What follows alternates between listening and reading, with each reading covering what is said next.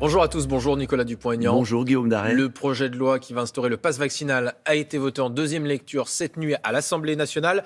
Vous dénoncez, je cite, une tyrannie sanitaire. Est-ce que vous assumez ces mots? Est-ce que ce sont les bons mots? Oui, parce que je trouve complètement aberrant de compliquer, si ce n'est pas, pour reprendre le mot du président de la République, emmerder des millions de Français, et pas seulement les non-vaccinés, ceux aussi qui ont été vaccinés, et qui, s'ils n'ont pas leur dose à temps, et combien de doses seront débranchées, comme aujourd'hui, il y en a 800 000 qui ne peuvent plus circuler. 600 000 selon le ministère de la Santé. Moi, j'avais le chiffre de 800 000, enfin qu'importe, c'est le principe. Alors même que toute la nuit, et j'en suis sorti à 4h30 du matin, ce qui explique ma voix peut-être, toute la nuit, on n'a pas parlé des hôpitaux. Le gouvernement a supprimé 5700 lits en 2020, en pleine pandémie. On ne parle pas de ça. On n'a pas parlé, et il n'y a rien dans le projet, sur les purificateurs d'air dans les écoles. Rien. On n'a pas parlé des soins précoces qui pourraient sauver des vies. On n'a pas parlé des masques FFP2 que je demande qu'on donne aux personnes âgées pour les protéger du virus, des virus et des variants. Je le demande depuis plus d'1 an. Le gouvernement a promis 5 millions de masques FFP2 pour les enseignants dans les écoles suite à la rencontre avec les syndicats. Mais ce qui est incroyable dans ce qui se passe, c'est que le pass vaccinal est déjà dépassé. Il y a 90% de Français d'âge adulte qui sont vaccinés. Et on n'a jamais eu autant de cas par jour. On est à 350 000. Et heureusement, le variant Omicron est un variant, et c'est peut-être la chance, est un variant beaucoup moins dangereux. Mais au tyrannie, point même vous diriez qu'on vit dans une tyrannie sanitaire, mais parce que rien n'est au-dessus de la liberté. Est-ce que vous trouvez que c'est normal que... Pas même la santé? Mais la santé n'impose pas de demander un QR code pour tout faire. C'est quoi cette société? Demain, ce sera quoi? Est-ce que vous réalisez ce que ça veut dire? On peut être pour le vaccin, il y a beaucoup de vaccinés qui n'ont pas envie, pour aller au restaurant, d'avoir un contrôle d'identité par le serveur. C'est une possibilité, c'est pas une obligation. C'est une obligation, parce que si le restaurateur ne le fait pas, il peut lui-même être contraint à des amendes terribles.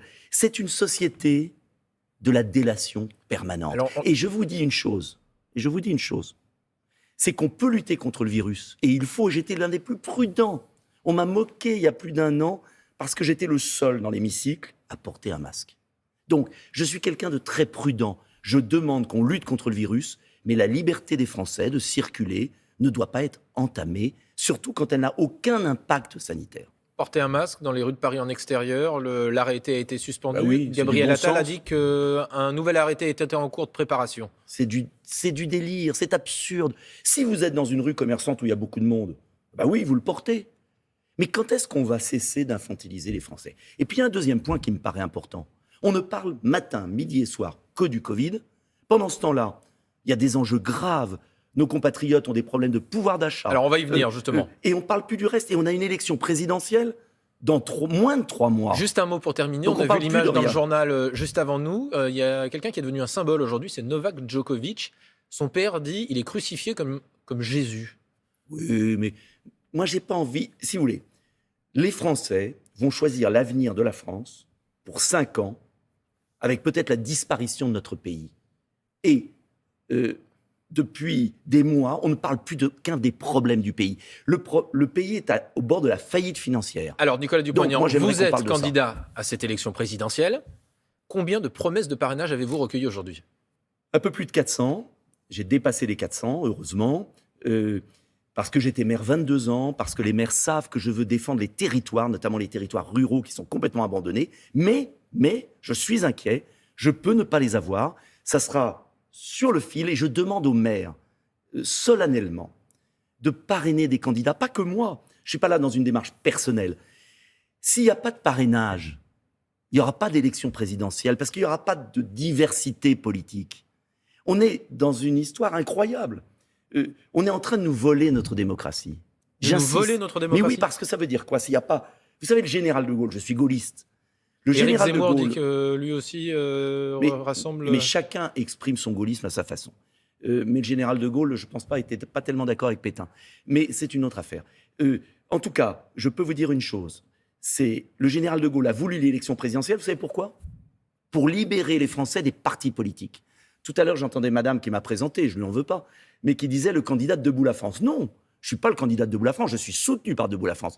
Mais ça n'a rien à voir. C'est l'élection présidentielle, c'est offrir le choix aux Français. Et c'est kidnappé par les sondages, par les partis qui maîtrisent les parrainages. Vos parrainages, si jamais vous ne les aviez pas... Mais je les aurai, je l'espère, et je fais appel aux maires. Et j'ai besoin d'eux. Et alors justement, entre Éric Zemmour, Marine Le Pen, qui occupe aussi cet espace politique et aussi votre espace, à quoi sert la candidature Nicolas Dupont-Aignan? Mais parce que mon espace n'est pas celui de Marine Le Pen et d'Éric Zemmour. Alors, demain, vous croisez un Français dans la rue, vous lui dites quoi? Dupont-Aignan, c'est quoi pour la présidentielle? Le candidat de la liberté retrouvée, le candidat de la démocratie. Je veux qu'on renoue avec le référendum. On n'en a pas eu depuis 2005 et il a été bafoué.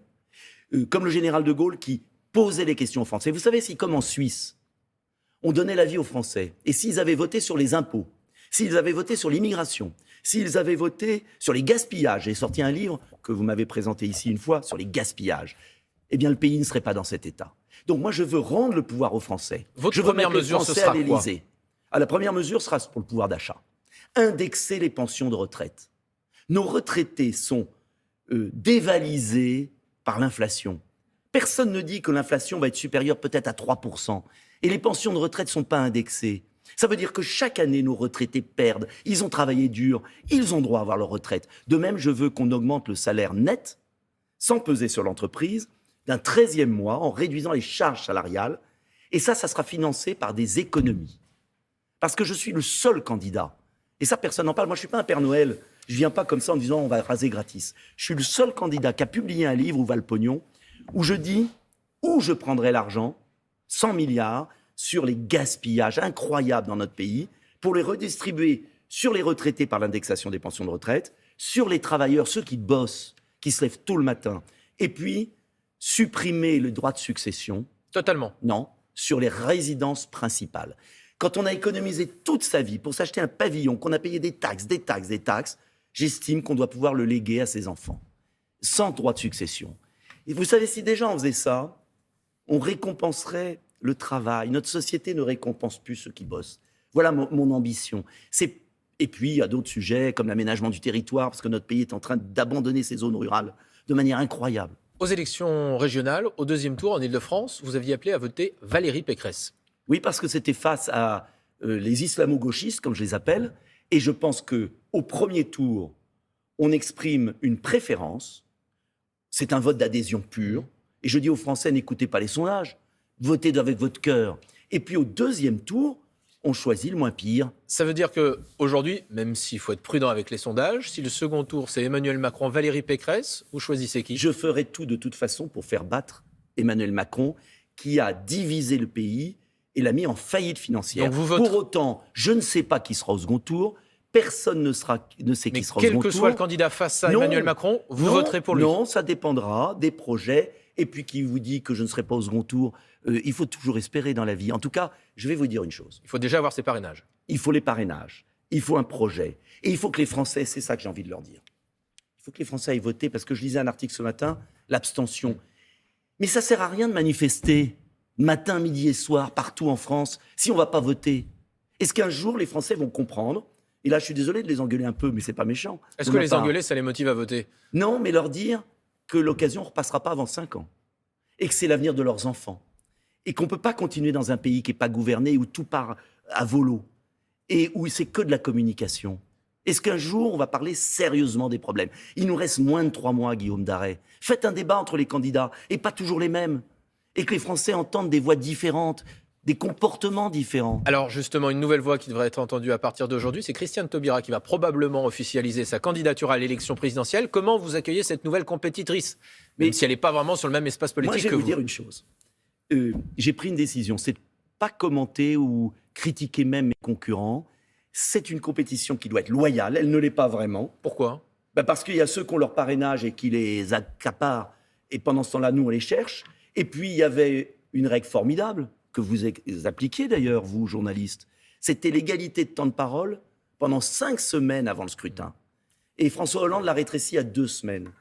Alors vous savez, si on veut que les gens aillent voter, il faut leur laisser le choix. Merci beaucoup, Nicolas Dupont-Aignan. C'est à vous, Maya.